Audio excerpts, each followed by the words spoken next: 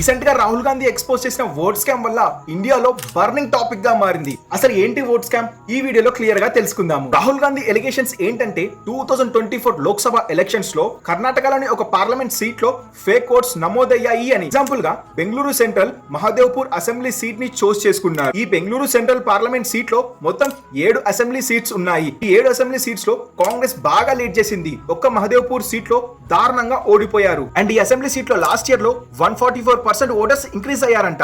Election commission దగ్గర నుంచి voter డేటాను తెప్పించుకొని కాంగ్రెస్ 6 మంత్స్ ఇన్వెస్టిగేషన్ చేసిన తర్వాత ఆ అసెంబ్లీలోని 6.5 లాక్ ఓటర్స్ లో 1,25,000 ఓట్స్ ఫేక్ అని తేలిందంట. 11,965 మంది డూప్లికేట్ ఓటర్స్ ఉన్నాడు. 40,000 ఓట్లు ఫేక్ ఇల్లీగల్ అడ్రస్ తో ఉన్నాయంట.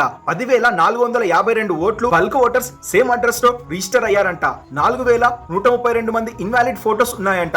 ఫస్ట్ టైం 33,692 మంది ఫస్ట్ టైం ఓటర్ గా రిజిస్టర్ అయ్యారంట.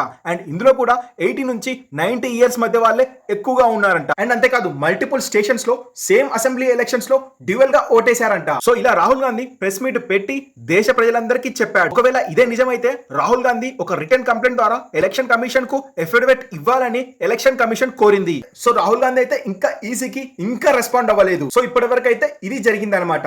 సో నేను ఫైనల్ గా చెప్పేది ఏంటంటే బీజేపీ కాదు, కాంగ్రెస్ కాదు, టీఆర్ఎస్ కాదు, టీడీపీ కాదు. It's all about people of India, democracy of India. Please save the country.